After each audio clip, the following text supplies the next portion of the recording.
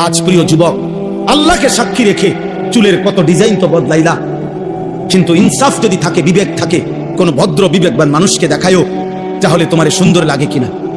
তোমার এই নারী ছবি, তোমার এই জিনা বেবিচারের দৃশ্য, তোমার এই গান বাদ্য, তোমার এই বন্ধুদের অসৎ আড্ডা ফুর্তি চিৎকার হই হুল্লুর, পার্ক রেস্তোরাঁ মোটর সাইকেলের ঘোরাঘুরি, তোমার এই বন্ধুদের আশার আড্ডা, আর এই উচ্চ কণ্ঠের অনর্থক কথাবার্তা, এই গুনাহ, আর রাত্রি জেগে অশ্লীল উলঙ্গ ছবি দেখা, নারী দেখা, নারীর নাচ, নারীর কথা, নারীর গান, অসভ্যতা দেখা।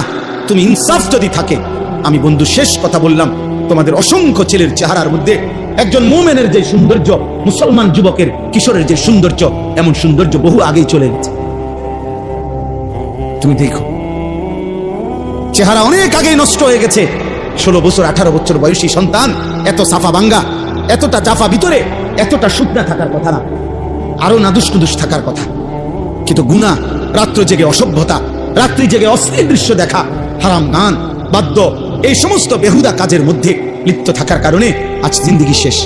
ইমামে আজম আবু হানিফা বলছেন, সিমাউল আগানি ফিসকুন ওয়াত তালাদ্দুদু বিহা কুফরুন।